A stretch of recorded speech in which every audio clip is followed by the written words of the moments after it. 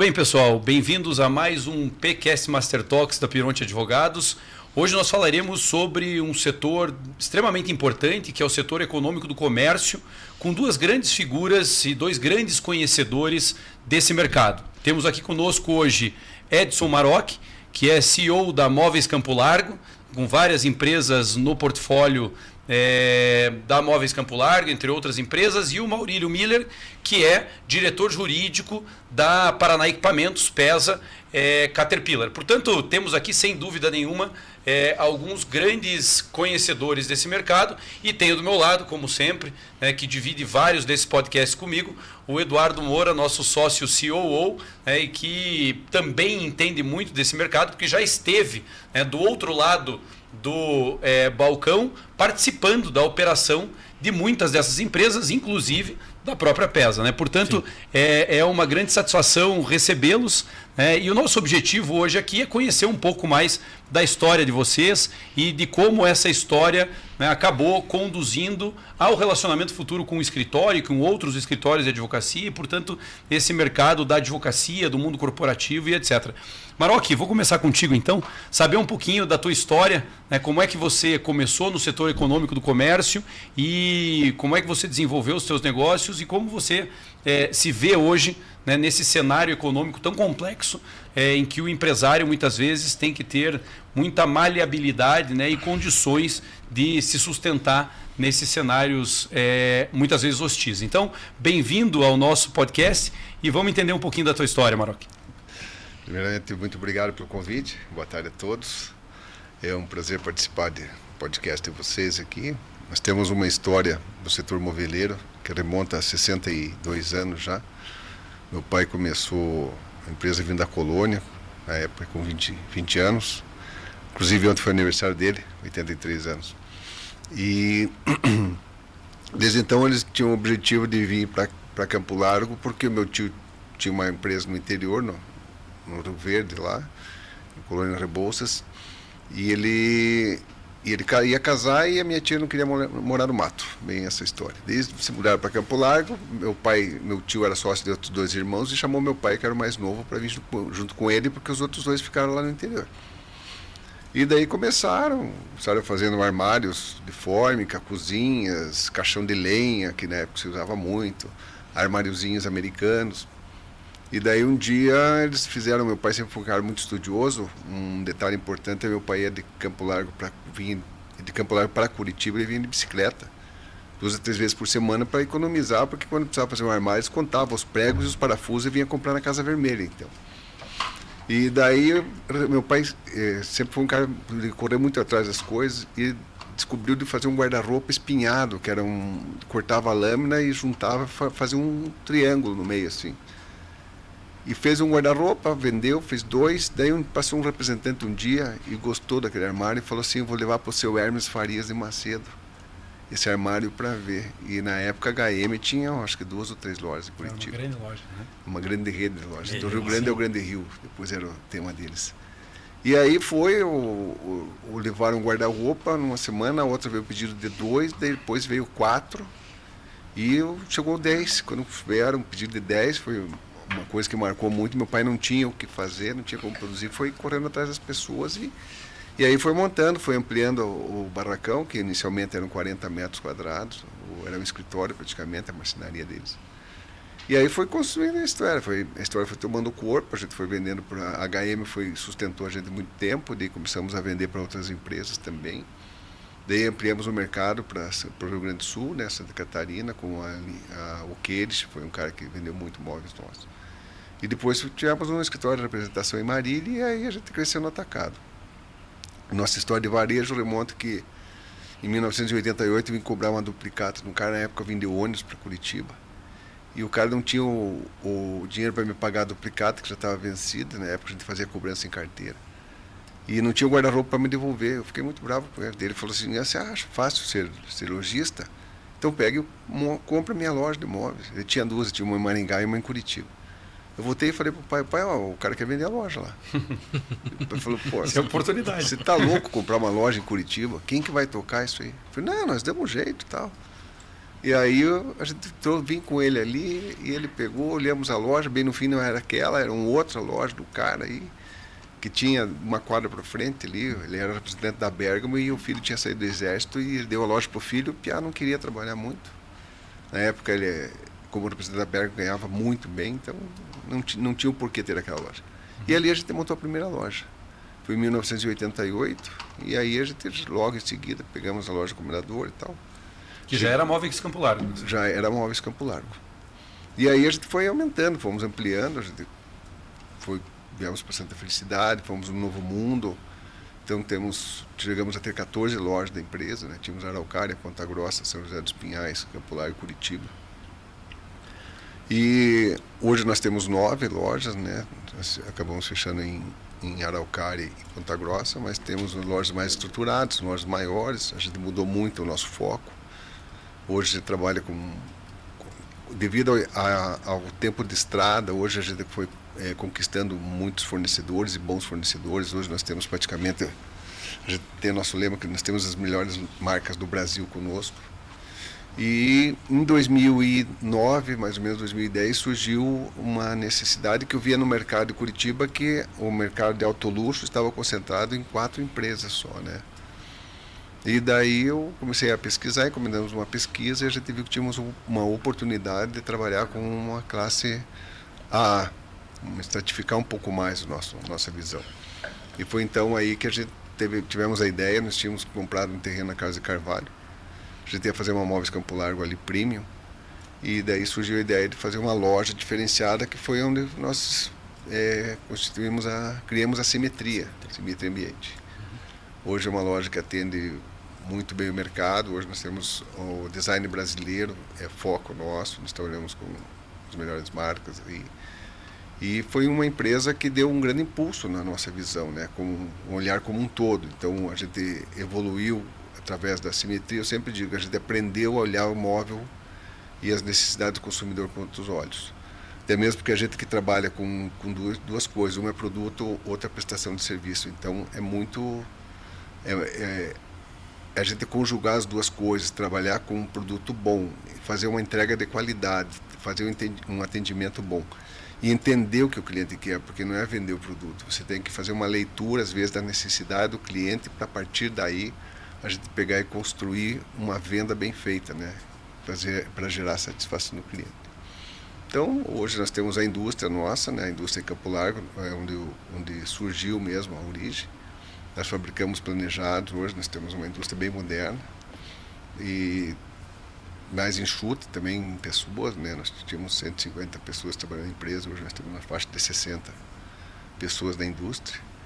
E conseguimos vender bem, hoje atender bem o mercado Curitiba, região metropolitana, vendemos bastante para o litoral também, Santa Catarina. E temos um projeto de ampliação para Santa Catarina nos próximos anos. Maravilha. Show.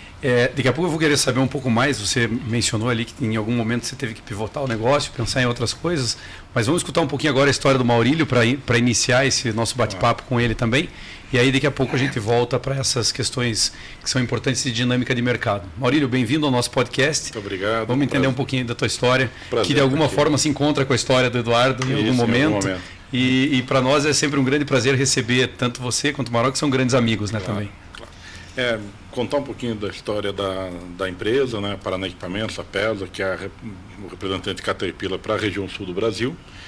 É uma empresa familiar, foi constituída em 1946 e a história dela vai passar um pouquinho perto agora, fiquei sabendo da história do Campo Largo, porque em 1946 o Leônidas Lopes Bório, que é um fundador da PESA, juntou com o seu sogro, chamado Carlos Macedo, irmão do Hermes Macedo, né, que tinham vindo lá do Rio Grande do Sul e, né, tinham se estabelecido aqui. O Hermes estabelecido no segmento de lojas de gerais, vamos falar assim, e o Carlos Macedo estava estabelecido na questão de materiais de construção. O genro dele, Leônidas Lopes Bório, que é o avô do nosso atual diretor-gerente, ele apresentou uma proposta para o sogro, né, de abrir uma empresa de máquinas, de maquinismos, né, para quando a indústria da construção estava começando a ter uma mecanização. Isso foi em 1946, foi constituída a Sociedade Meridional de Materiais e Equipamentos. Em 1952, o Leônidas foi para os Estados Unidos conversar com a Caterpillar e de lá voltou então para a representação da Caterpillar para o estado do Paraná. Em 1993, então, assumimos daí também a região de Santa Catarina e Rio Grande do Sul e hoje a revenda Caterpillar dos 3 estados. A gente tem hoje 10 filiais espalhadas aí pelo interior, né? A família ainda está à frente do negócio, né? Depois de todos esses anos, está o neto do Dr. Leônidas, né? À frente hoje da nossa empresa. Eu comecei a minha história lá em 1997 como estagiário no departamento jurídico, né? E como a gente brinca, fui ficando. Em 2008, quando já estava lá há 11 anos, a gente sentiu a necessidade de estruturar um departamento que a gente pode chamar de compliance, né? Na época nem era utilizado tanto esse nome do compliance, e daí o Eduardo, né? Acabou, ele era um prestador de serviço nosso, tinha feito um trabalho para a gente lá, de implementação de alguns procedimentos, de algumas questões, a gente acabou criando uma afinidade, não só eu com o Eduardo, mas também os sócios da empresa. Convidaram o Eduardo para trabalhar com a gente, o Eduardo ficou com a gente lá, implantou nosso primeiro código de conduta, política de TI, manual de funcionário e todas as outras coisas lá que a gente foi desenvolvendo. E até hoje o nosso código de conduta, que hoje é revisitado por vocês, a origem ainda é naquele primeiro lá que o Eduardo participou com a gente lá em 2008, depois o Eduardo seguiu outros caminhos, mas a gente continua ainda vinculado, né? A empresa hoje, ela conta com mais ou menos 1.000 colaboradores, né, espalhados nessas regiões aí do Brasil. Resumidamente, eu acho que é essa a nossa história, né, e que a gente tem feito nos últimos tempos. Sai para trazer o Eduardo agora para a conversa. Eu acho que um ponto que você toca, e a gente estava falando um pouco antes no café, né? Antes desse podcast, um ponto que você toca é bem importante, Maurílio, porque a gente percebe que tudo é relacionamento, né? Hoje nós atendemos, né, a PESA, atendemos a Móveis Campo Largo, em várias das suas estruturas jurídicas, né, ou vários negócios jurídicos, cada uma em sua estratégia de negócio, mas é interessante como esse networking, essa boa prestação de serviço, ela pode ser perenizada, né? Então veja, o Eduardo entrou lá como, na época, um funcionário, vindo de uma consultoria já que ele atendia, depois fez um bom trabalho, vocês fizeram uma proposta, ele entrou e hoje atende de novo vocês. Então, como esse mercado é cíclico, né, Eduardo, e como isso é importante, a gente marcar positivamente a vida dos clientes e parceiros, porque hoje vocês deixam de ser clientes, são muito mais parceiros, então a gente tem um compromisso muito maior com a empresa de vocês, no sentido de que, né, a decepção não seria apenas de um cliente, seria de um grande parceiro, muitas vezes amigos como vocês são, mas como é importante essa relação profícua. Sim, eu apesar de ter uma carreira já relativamente longa, são só de compliance 23 anos trabalhando, eu passei por poucos lugares na minha carreira, né? Se for olhar ali na ponta do lápis, foram poucos lugares. E eu tenho muito carinho por todos esses onde eu passei. A PESA especificamente, porque a gente está junto há muitos anos, a gente sofre junto aí e comemora junto há muitos anos, né? Vários resultados que a gente atingiu em parceria. E de fato, né? Você vai construindo essa rede de relacionamentos e isso eu acho que tem bastante a ver até com o tema que a gente está discutindo aqui, né? O comércio, essencialmente, ele vive do relacionamento que ele constrói durante o tempo, porque você precisa ser o tempo todo lembrado, né? A PESA tem essa questão de estar vinculada a uma marca mundialmente conhecida, extremamente forte, e que é sinônimo de qualidade. Então, eles têm várias vantagens de estar vinculado a essa grande marca. É um mercado muito competitivo nessa questão, então sofre ali com algumas coisas, mas é um negócio muito bem estruturado, que a gente tem bastante orgulho de atender. E em relação ao Móveis Campo Largo, acho que é legal a gente, né, o Pironte acho que trouxe esse mote de estimular essa linha de bate-papo, que acho que faz bastante sentido, da importância, né, do empresário, principalmente o empresário que está lá na ponta, que faz o B2C, que é o cara que vende, né, direto lá para o consumidor, que está de frente para o consumidor, quanto ele precisa se reinventar para ser constantemente lembrado, né, para saber como que você vai construir. E isso era um negócio que eu queria conversar com o Maroc, né?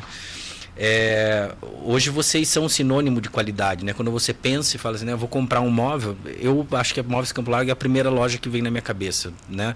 Aí a gente vai pensar, eu quero comprar um negócio mais chique ainda, eu tenho assimetria, eu tenho várias linhas e várias opções. Como é que funciona a dificuldade que o empresário que trabalha com o comércio, que trabalha direto com o consumidor, de perceber a necessidade do consumidor e de manter esse brand, né? De construir essa marca que sempre é referência de boa qualidade, né? De boa entrega. Quando se pensa em móvel, principalmente, o negócio fala, eu quero comprar um negócio que dure muito tempo, né? Que fique ali, e o móvel até constrói lembranças, né? Tem móvel que você olha, né? Esse móvel era da minha avó, esse móvel, etc e tal. Neste mercado, né? Como que você vê a importância de se reconstruir constantemente e de construir esse brand positivo perante o teu consumidor? Esse é o nosso desafio diário, Eduardo, pelo seguinte, com o advento da pandemia, o consumidor acabou aprendendo a pesquisar dentro de casa.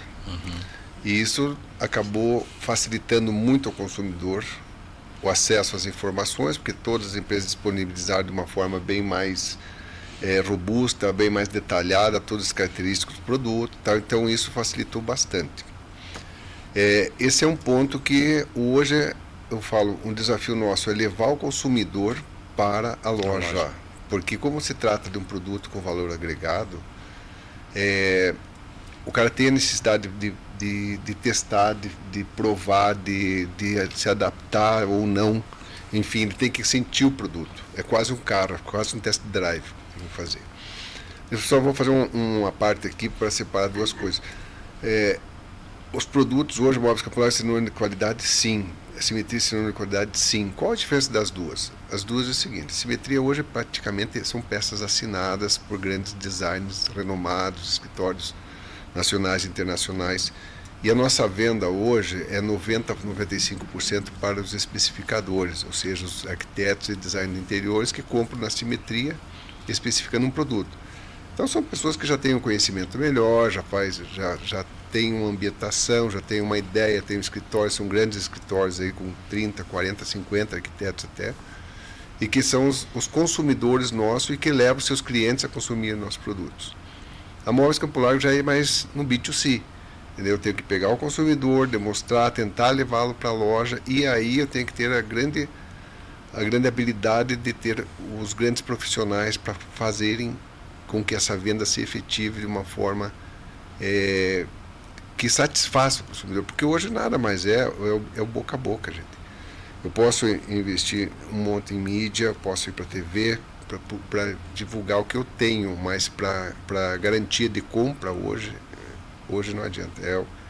É a confiança que você vai adquirindo ao longo dos anos, e para se manter no mercado de 60 anos, gente, não é fácil, porque se você pegar principalmente nossos cases do setor de imóveis, hoje nós aqui no Paraná somos os mais velhos, e Santa Catarina tem a Rutinic, que foi um grande parceiro nosso durante muito tempo da vida, nós somos ainda revendedores deles, mas é uma empresa mais velha que nós, tem acho que 80 e poucos anos já, Rutinic, então são histórias que se constroem, né? Então o nosso setor é bem difícil de você manter ele por muito tempo, a gente está lutando para isso. E comprar bem, eu acho que também é uma parte importante do teu negócio, né? Você precisa comprar bem para ter margem e comprar bem para entregar com qualidade. Sim. Também. Então o desenvolvimento de fornecedores, acho que é um grande ativo de um comerciante, né? O preço e qualidade são inversamente proporcionais. Então e aí que a gente briga para equalizar os dois, né? Então os grandes parceiros que nós temos, que a gente conseguiu conquistar ao longo dos anos, hoje a gente tem muito carinho por eles, e a gente briga muito por exclusividade, né? É muito difícil você achar um produto na Móveis Campo Largo que você encontre em outra loja em Curitiba, né? Praticamente não tem. Então eu falei, hoje a gente briga muito porque com o advento do e-commerce ficou muito fácil você comprar no Rio de Janeiro. Hoje tem marketplaces gigantes só de imóvel, gigantes, né? Mas aí que tá, né? O cara receber um valor agregado, porque quando você compra um produto que é um produto, vamos dizer, você comprou um tênis, esse tênis, se não servir, você devolve ele, se eventualmente você perder o valor, você não vai perder muita coisa. Agora, quando você compra uma sala de jantar, vamos falar de 20, 25 mil reais aí, o cara coloca numa transportadora e chegou quebrado aqui, Eu quero ver onde é que você vai em cima da transportadora, ainda mais vocês como advogados, vamos executar quem? O transportador, o entregador, o montador ou o fabricante. Então aí começa a gerar um monte de problema. Então esse desconforto que o consumidor não quer. E é isso que é o grande desafio nosso, de mostrar hoje para ele que ele está comprando aqui. Há 60 anos nós estamos aqui no mercado, a gente não vai fugir, a gente está aqui, a gente garante a entrega, a gente garante assistência técnica. Então é uma segurança que ele tem. Além da qualidade, a gente tem que vender a segurança e a confiabilidade da empresa. É bem interessante esse aspecto. Eu queria pegar um ponto da tua fala para trazer agora mais um pouco a participação do Maurílio. Quando a gente conversa lá no escritório, por exemplo, sobre o nosso crescimento, a nossa manutenção no mercado, no sentido de também, né, manter esta imagem de um bom prestador de serviço, de qualidade, etc., a gente conversa muito sobre o aumento da nossa responsabilidade.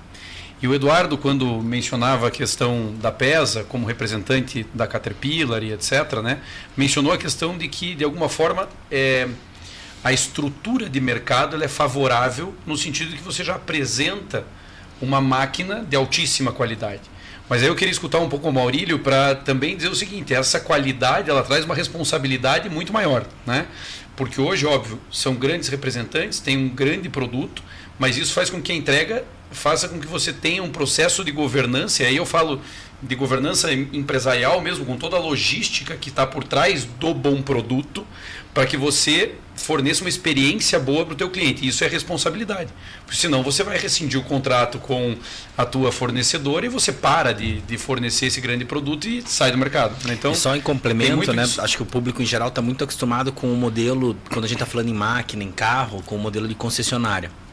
E a PESA ela tem um modelo um pouco diferente do que da concessionária, né? Acho que isso é legal, o Maurílio provavelmente vai falar algo sobre isso, mas eles têm outras responsabilidades que é uma extensão de uma grande marca. Exato. Né? Exato.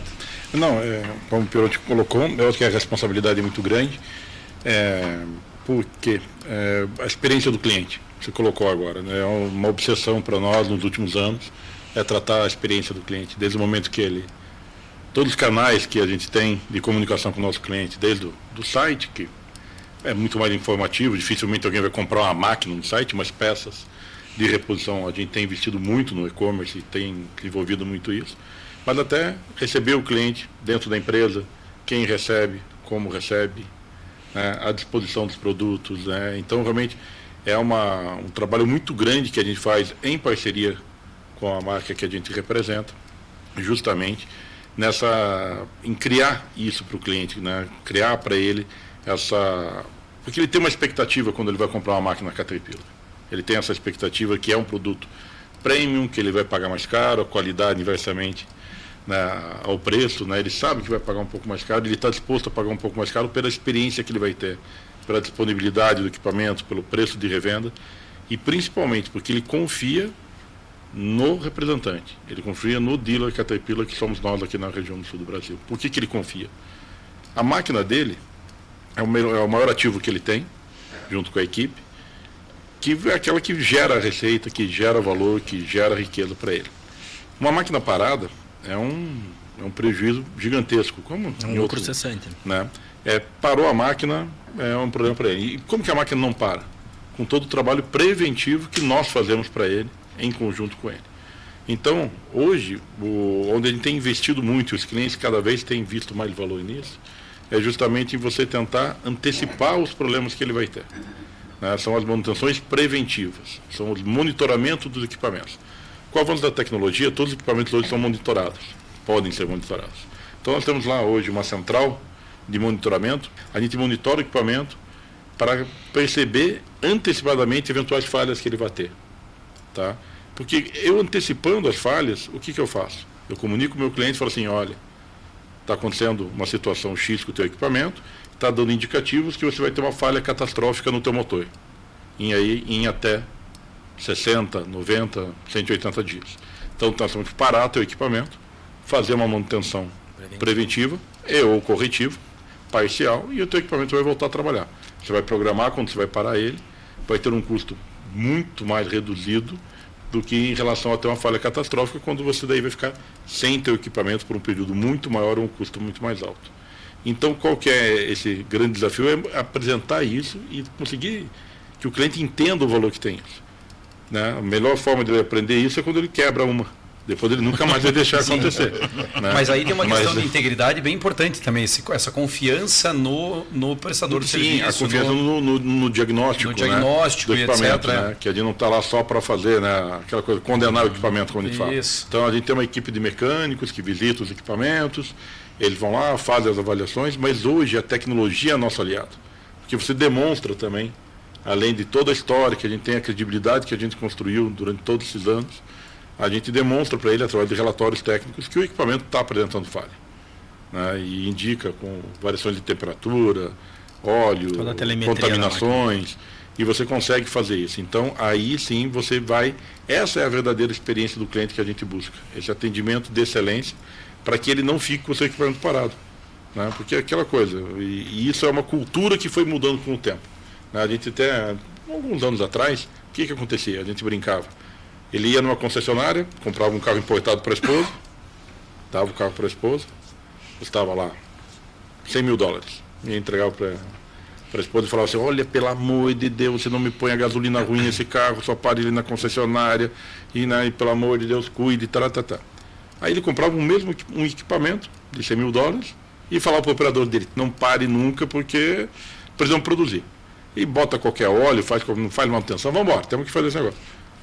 Até você conseguir demonstrar que é justamente o contrário, que aquilo que produz a riqueza para ele é o melhor, é o maior ativo dele. Ele comprar o carro. Exatamente. E isso mudou muito. A cultura dos nossos clientes mudou muito nessa questão de realmente da prevenção, de tentar realmente cuidar do seu ativo, porque é um ativo que depois vai gerar riqueza para ele também na venda do ativo. E para tudo isso, aí voltamos lá no começo, a experiência do cliente, o relacionamento. Por que ele confia, por que ele nos procura. É pela marca, mas é muito pelo serviço. Né? Então não é só, né, o desafio, como o Mário estava falando, não é só o desafio da venda do produto, é o serviço. O serviço tem um valor incomensurável nessa operação do comércio. Mesmo que seja uma operação simples de fornecimento, ela nunca é uma operação simples de fornecimento. Você vai ter o atendimento, você vai ter o transporte, o frete, a entrega, a embalagem, qualquer coisa que você vá agregando. Revisão de entrega. É isso que faz a diferença. Isso que faz a diferença para o cliente. E aqui tem uma questão bem importante. Deixa eu pontuar uma coisa. Falando em produto e qualidade de serviço, não adianta carne boa se o assador é ruim, gente. Sim, é verdade. É isso. Exatamente. Exatamente. E tem uma questão interessante da experiência do cliente, que é a métrica. Né? Então, isso a gente aqui fala muito também da advocacia a serviço, né, do mundo corporativo e etc. Esse é o objetivo, inclusive, também do podcast. E a gente percebe isso no escritório. Né? Já há alguns anos nós trabalhamos com telemetria dos nossos processos, métricas para avaliação, por exemplo, das horas e dos contratos honorários, quando são quantificáveis por horas e etc. E a gente percebe que até num reequilíbrio econômico-financeiro do contrato para discussão com o cliente fica muito fácil, porque você tem uma métrica estabelecida. Então isso vai acontecer no cenário do setor do comércio, vai acontecer no mundo da advocacia, vai acontecer no mundo da indústria. Quando você tem essa prevenção e consegue quantificar antecipadamente os futuros problemas que você vai ter, ou inclusive demonstrar de maneira mais clara para o teu cliente isso, fica muito mais fácil. Né? E aí, só para passar de novo a palavra para vocês, eu gosto muito, até nas minhas palestras de compliance, né? Eu digo isso para o Eduardo quando a gente conversa, etc., sobre esse tema, é muito difícil, por exemplo, nós temos várias áreas no escritório, né? Desde licitações, contratos societários, ou seja, nós somos um escritório que trabalha, é um escritório especializado em 3 grandes áreas. Uma delas é a área de compliance e de proteção de dados. Nessa área é muito difícil você vender essa prevenção. O empresário normalmente quer gastar lá na ponta, quer gastar na máquina, quer gastar na produção, ele quer ver resultado. É difícil você dizer, olha, você tem que investir na estrutura de governança no meio, porque isso vai te gerar resultado.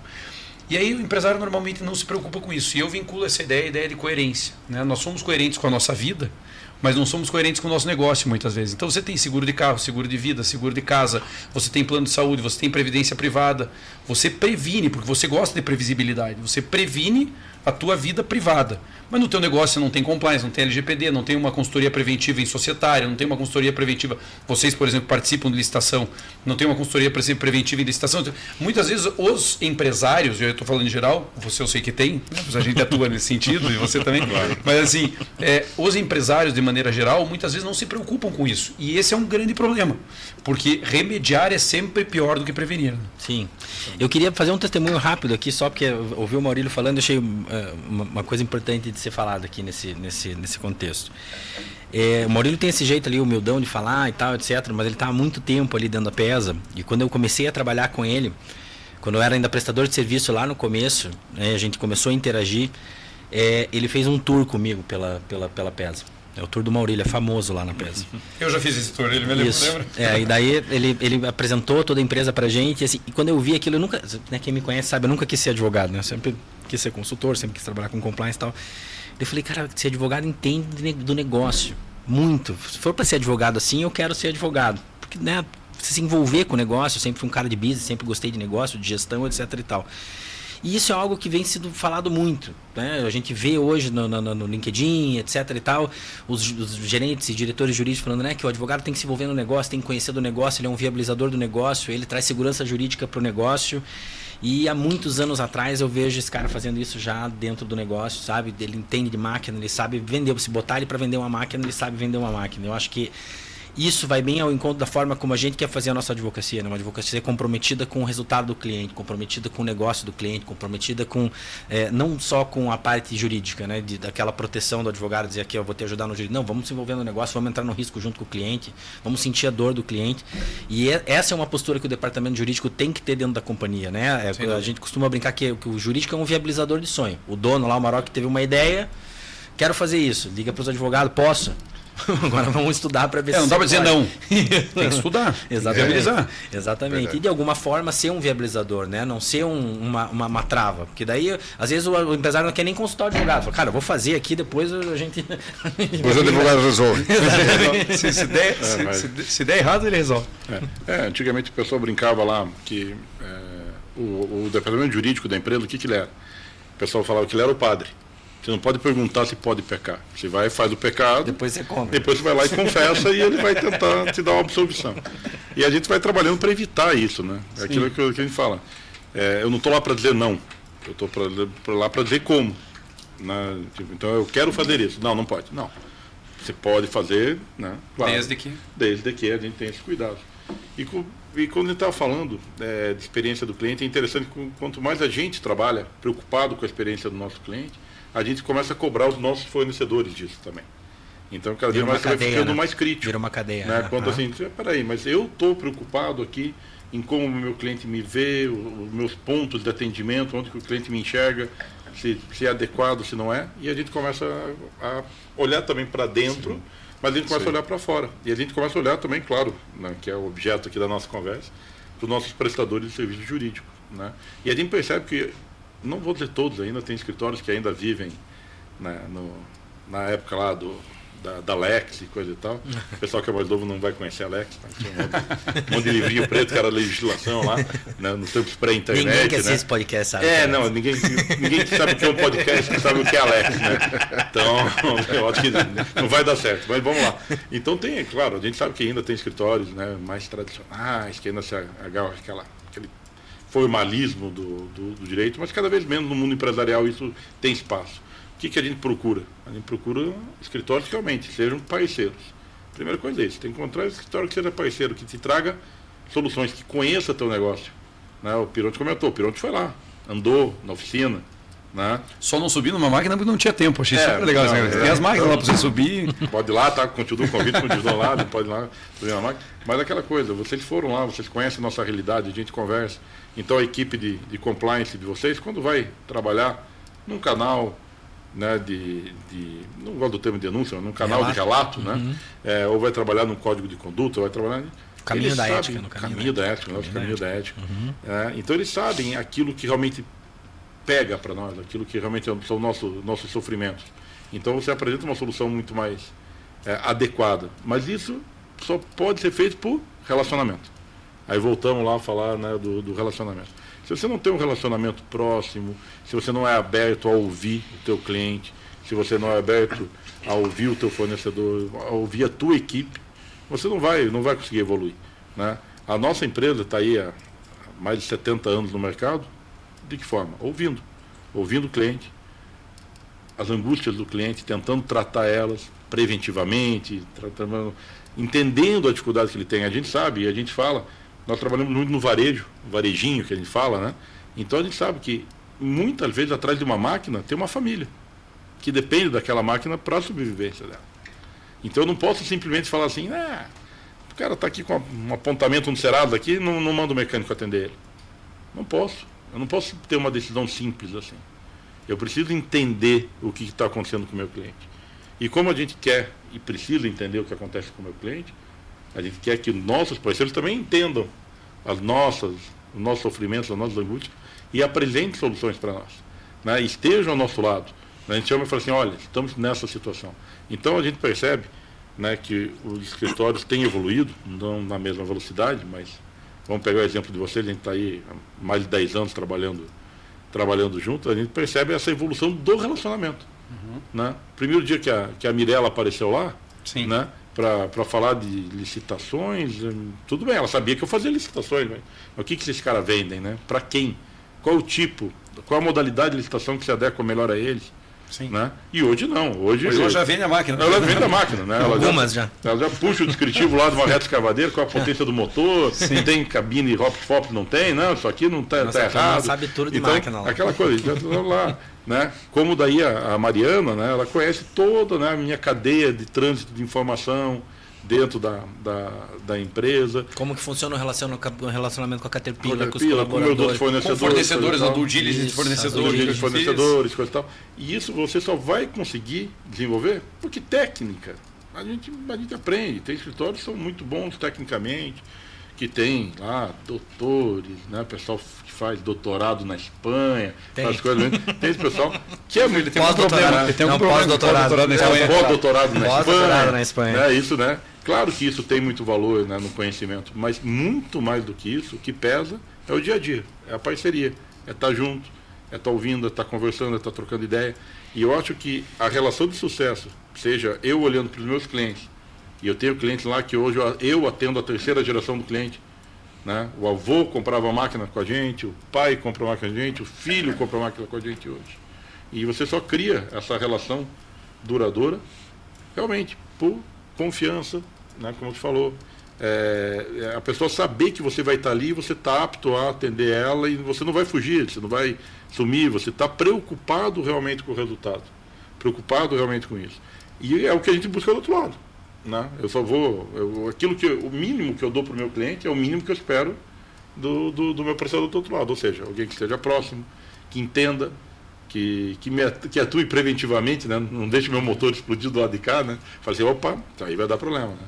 Então, acho que essa questão que a gente estava falando, realmente, de relacionamento, de você conhecer, né? A gente tem lá um termo, né, que é conheça o teu cliente, né? A gente usa muito esse, né? É um termo que a Caterpillar usa muito, né? Que é o conheça o teu cliente, né? O que é conhecer o cliente? É realmente entender cada cliente, cada particularidade, como que eu acesso cada cliente. Eu tenho clientes que hoje são grandes fundos de investimento, que são gestores, que têm áreas de compliance, tem áreas de compra, suprimentos, onde eu vou ter que fazer toda uma formatação, vai ter um formulário de due diligence para atender coisa e tal. E tem um cliente que vai me receber na casa dele, né, de bota, vai me dar um café da térmica, uma xicrinha, e vai fechar o negócio ali comigo. E eu tenho que estar preparado para atender atender outro, da mesma forma, mas, ao mesmo tempo, respeitando a característica e particularidade de cada um. Exatamente. Maroc, alguma coisa a considerar nesse... Eu acho que uma palavra que resume bem tudo que o Miller falou e até o que eu falei, é comprometimento. Hoje, se vocês, com um parceiro nosso, um escritório parceiro nosso, não tiver comprometimento com os clientes, e se eu não tiver comprometimento com meus clientes, nada disso tem valor, entendeu? Então, eu acho que para perpetuar mesmo uma empresa, um negócio, uma PESA com 78 anos, que remonta a 46, uma MCL, uma Móveis Campo Largo com 63 anos, se a gente não tiver comprometimento com as nossas empresas, com o nosso público, com o nosso consumidor e com nossos parceiros, então a gente não... Pensando, né, levando em consideração que 70% das empresas no Brasil quebram antes de fazer 5 anos. Exatamente. Né? Então são cases a serem não, considerados. eu digo, para você passar hoje de 10, 15 anos já é difícil, passar de 50, então é muito difícil. Então nós já somos um caso já que é a ser estudado, né? Porque a gente tem muito comprometimento isso aqui e a gente perpetua, né, nesse negócio. A gente tem que ter muita dedicação. Não sei como serão nas próximas gerações, não sei como será dentro da profissionalização da empresa, mas enquanto tanto as duas empresas nós tem a família envolvida. Isso é muito importante porque tem o amor no negócio. Enquanto nós não fizermos enquanto nós fizermos as coisas com amor, eu creio que isso aqui é o que vale mesmo, né? Sem dúvida. Tem que ter a vontade de acordar e fazer, progredir e trabalhar, né? Eu acho pode ter certeza que todos esses anos né, que a gente passa dentro do nosso negócio, o nosso fez 12 agora. Parece que foi 120 já. Porque a gente vive muito intensamente o nosso negócio, então parece que o tempo passa mais devagar no nosso negócio, parece, né? Então, 12 anos pra gente é muito tempo já. E imagino, né, uma família 78 anos, 46 anos. E é um grande desafio. 63, né? Desculpa. Para o Móveis Campo Largo, para a PESA, essa questão da família. Isso é ótimo, né? Você ter isso, a gente fala que a gente tem lá uma máxima que a gente usa, que o nosso objetivo sempre é perpetuar a empresa e preservar a família. E muitas vezes é difícil esse equilíbrio. Esse equilíbrio, né? E daí, mais uma vez, a figura de um terceiro é fundamental, muitas vezes, como consultor, como parceiro, para estar junto, né? Para ter isso. Como o Marco falou do comprometimento, né? E também como é importante o nosso comprometimento com nossas equipes, com o nosso pessoal.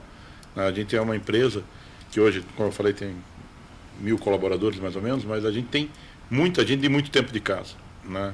Eu mesmo estou lá há 27 anos. Não, vocês têm uns cases lá de gente que ficou muito mais que 50 anos. Exatamente. Eu tenho a pessoa que ficou mais tempo com a gente trabalhando ininterruptamente, começou com 14 anos e saiu de lá com 60 anos de empresa, quase com 74 anos de idade. Né? E ainda vai lá de vez em quando visitar a gente lá, né? Assim, não consegue se desapegar. Não consegue se desapegar. E a gente fica muito feliz quando ele vem. Eu tenho pessoas que estão na ativa hoje, pessoas que trabalharam com o Eduardo também, que estão lá há mais de 40, 45 anos com a gente. Então, isso também faz muita diferença nesse relacionamento com o cliente. Né? O cliente vê que a empresa tem esse compromisso com a sua equipe, tem estabilidade, né? Que dá essa segurança, dá essa tranquilidade para ele. Né? A equipe de mecânicos, a equipe de técnicos, principalmente, né? Quem está na linha de frente, mesmo a equipe comercial. Né? Hoje, o nosso diretor comercial, ele começou na empresa aí junto comigo, há 27 anos atrás. Né? Ele é hoje o nosso diretor comercial. A gente tem gerentes de filiais que começaram com a gente há 20, 30 anos atrás. Eu tenho o meu gerente de operação de peças, que ele começou como menor aprendiz com 14 anos. Né? Hoje ele tem 50 anos. Então, 51 mais ou menos. Então, todo esse tempo ali com a gente. E é quem está à frente do negócio lá. Então, o comprometimento que o Marco falou é fundamental. Né? E também, mas ressaltar essa questão realmente do comprometimento com a equipe, né? Com o nosso pessoal. E isso é bem interessante, que nos permite tratar de um outro assunto que nós gostamos muito de ver no nosso cliente e de inclusive fomentar isso quando o cliente não tem, ou seja, nós ajudamos a construir algo que para nós, do nosso negócio, é fundamental, que é a ideia de cultura. A ideia de cultura, ela te dá duas grandes vantagens, me parece, corporativas e negociais. A primeira delas é, você perpetua o teu negócio e os colaboradores que são realmente valiosos para o negócio. Então, quando você tem uma cultura pautada em princípios éticos, valores, uma missão bem delimitada, né, e um negócio que tem um desenho muito positivo, o colaborador ele se enxerga naquilo e ele perpetua a relação dele com o negócio em razão dessa própria cultura. E aí, essa é uma grande vantagem. E a outra grande vantagem é aqueles que não funcionam, porque não se alinham aos princípios éticos, aos valores, à missão do negócio, naturalmente são deslocados pela própria não aderência à cultura. E isso é muito positivo. Nós, por vários momentos, vimos isso acontecer dentro do escritório. Hoje a gente tem uma visão muito clara do nosso negócio e nós sabemos exatamente dentro do negócio, e isso nos deixa feliz, porque a equipe ela se consolida cada vez mais nesse sentido, aquelas pessoas que têm a mesma visão, que têm os mesmos valores e que estão conosco dentro desse projeto. E as pessoas que não estão mais conosco por motivos de não aderência à cultura, nós olhamos para o passado e dizemos que bom que nós temos essa cultura, porque essa pessoa realmente não era aderente. Tá ok, óbvio que outras pessoas saem por outros motivos, não só por não aderência à cultura, mas boa parte daquelas que nos deixam em paz, e a gente fala porque não estava aderente à cultura. E eu acho que isso é muito importante. Um negócio que se perpetua é um negócio que tem cultura. Porque é um pouco disso, Hoje nós somos amigos, ou seja, temos uma relação de amizade fora daqui, e você não consegue uma relação de amizade se você não enxergar o outro como um paradigma, como algo que você realmente admira. Então você não. E no negócio é assim. Você não consegue ter negócio com o escritório se você olha e não tem um vínculo cultural com aquele escritório. E não é daí só a experiência do cliente, porque às vezes o escritório pode te dar uma boa experiência, mas ele não se perpetua porque aquela experiência é limitada. Você veio, fez um serviço, prestou um bom serviço, puxa, mas não casou, não deu match. Esse é um impacto que tem muito grande na nossa realidade, principalmente quando a gente está falando de escritórios da região sul. Quem é escritório de advocacia, consultoria, etc. na região sul foi forjado dentro de um molde um pouco diferente. Porque aqui a gente tem uma realidade onde as grandes empresas são familiares. As maiores empresas da região sul vêm de alguma família. Então, os escritórios de São Paulo que às vezes tem aquele relacionamento mais técnico com seus clientes, porque ali estão atendendo fundo de investimento, atendendo pessoas jurídicas puras, é um pouco diferente a nossa realidade. A gente tem que saber lidar com o dono da empresa, que tem o sobrenome muitas vezes ali na porta da empresa, que tem sonhos, tem necessidades e que a gente tem que entrar na dor junto com ele. Então, eu acho que essa é a diferença de você fazer um atendimento de uma empresa familiar e de uma empresa já 100% profissionalizada. Hoje a gente tem grandes empresas monstruosas aí, que nasceram familiares, que passaram por um processo de governança, que foram profissionalizadas, mas que ainda carregam o DNA dos fundadores. Então, isso é algo que vai bem ao encontro das duas realidades que a gente está conversando aqui agora. E de outras empresas que já passaram e vão passar por aqui. Exatamente. Sem dúvida. Sem dúvida. Mas tem uma... Agora, voltando à questão da cultura, eu queria escutar um pouco o Maurílio e o Maroc nisso. Como é que vocês, dentro do negócio, porque vocês têm uma percepção, eu acho que é muito disso, assim, o meu avô dizia que o olho do dono engorda o boi, Era uma frase que eu me lembro muito dele, assim. E não é só o olho do dono, é o olho da estrutura corporativa, ou seja, todo mundo tem que se sentir dono.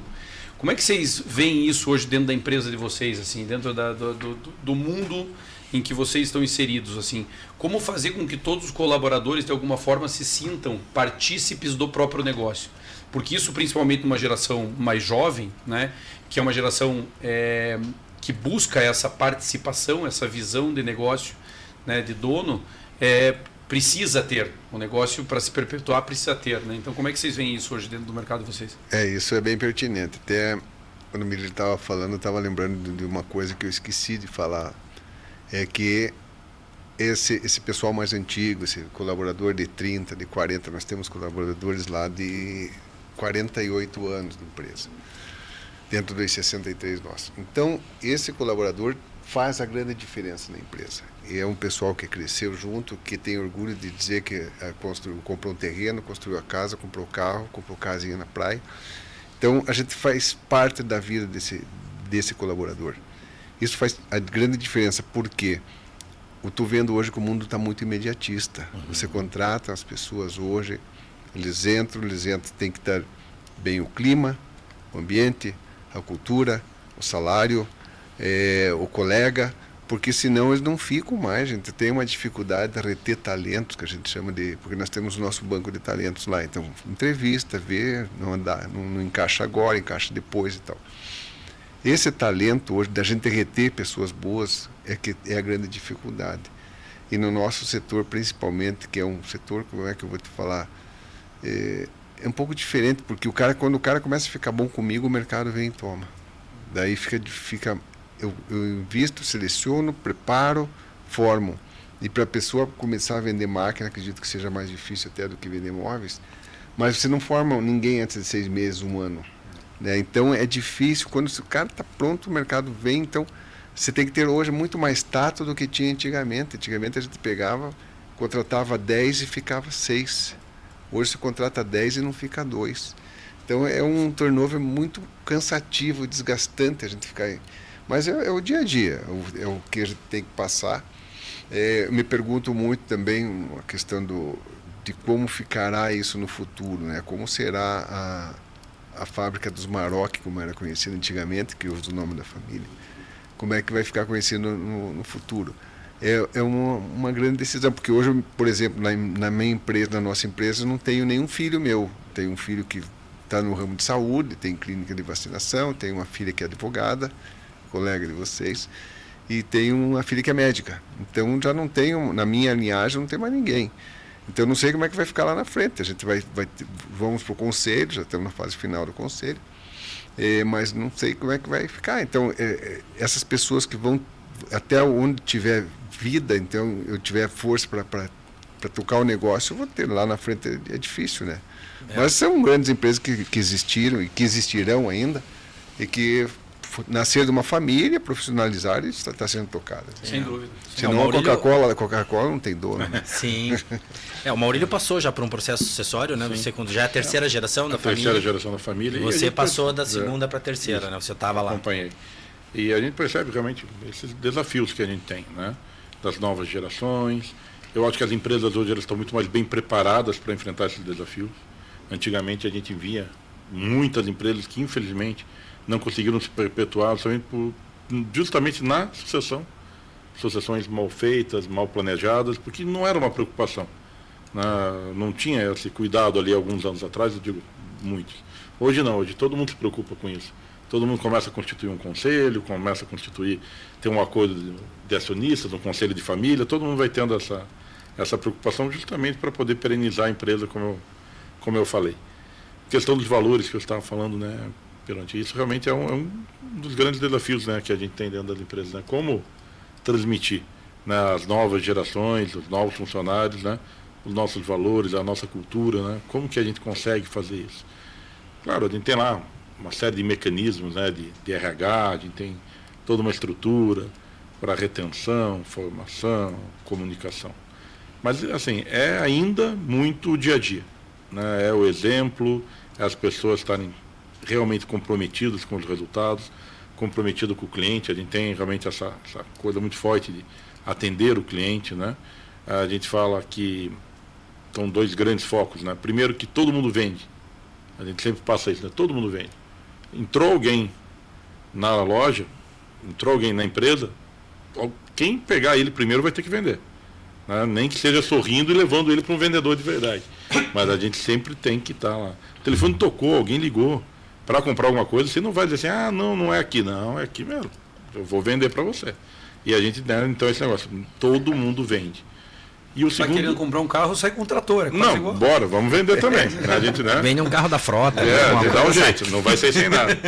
E aquela coisa que a gente tem uma máxima também que é a seguinte, máquina Caterpillar na região sul do Brasil não pode parar. Então a gente não pode parar, nenhuma máquina pode estar parada. Se a máquina está parada é um problema meu. Não é problema do cliente, o problema é meu. Eu tenho que fazer essa máquina rodar. Porque, como a gente falou, atrás de cada máquina, muitas vezes, tem uma família que depende dela. E a gente tem que ter essa responsabilidade, esse compromisso. E aí são esses valores que você tem que ir no dia a dia. E como que se faz isso, realmente? É tendo uma equipe mais sênior, uma equipe mais experiente, que vá transmitindo, que vá comunicando, né? Esse desafio das novas gerações realmente é difícil.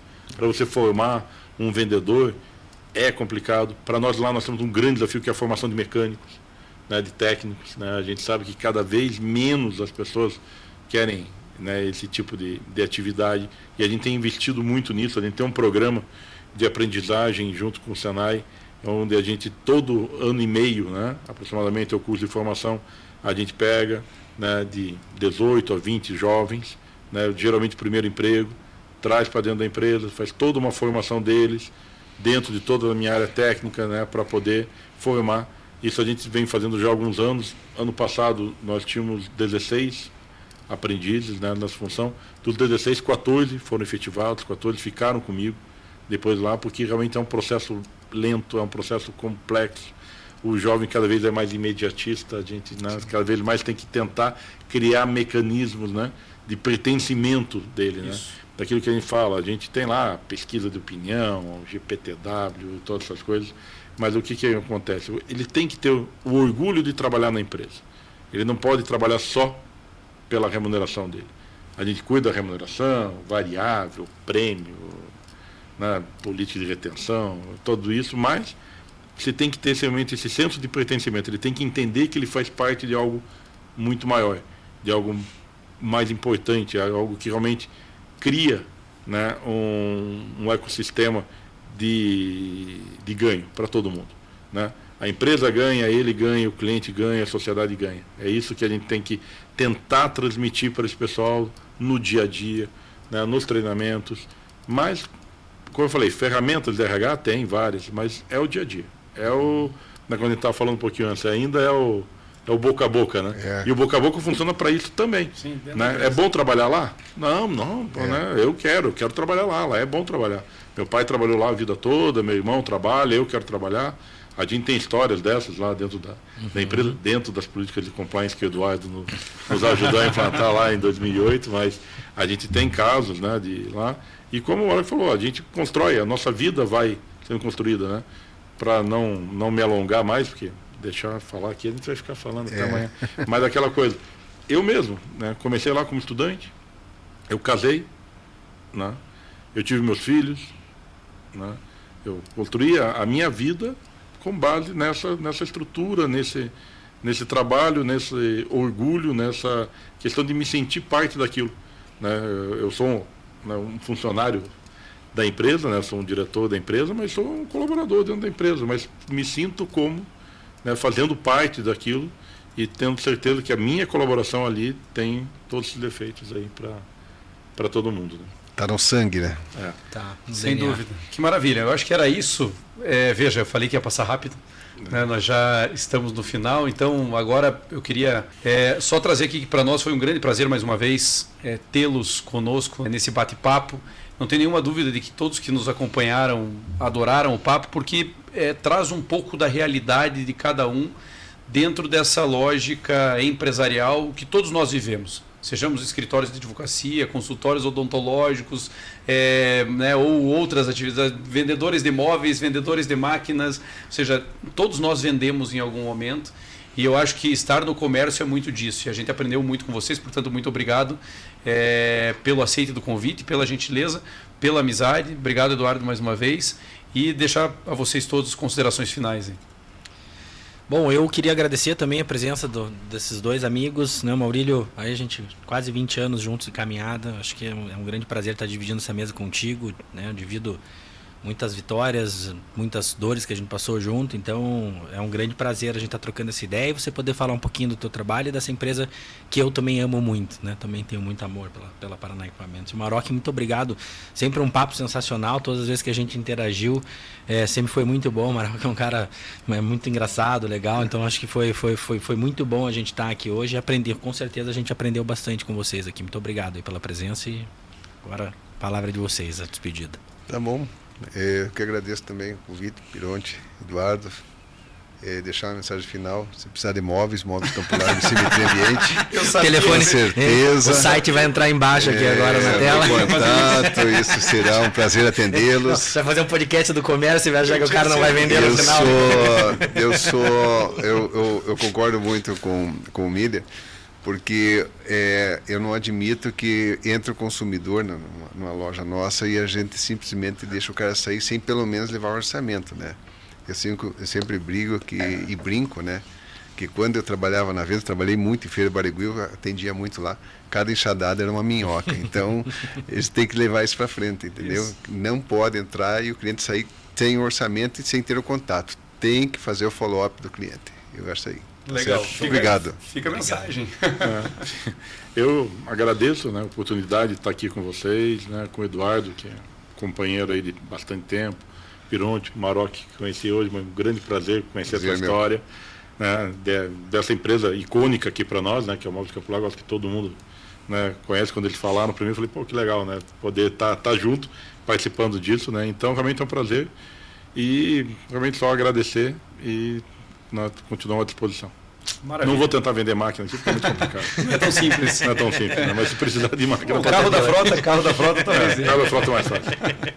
Bom, obrigado mais uma vez, pessoal. E a vocês que nos acompanham, não deixem de nos prestigiar nas redes sociais e certamente no próximo podcast estaremos juntos para tratar de outros temas relevantes à advocacia e aos vários setores econômicos existentes no mundo corporativo. Obrigado e até a próxima. Valeu.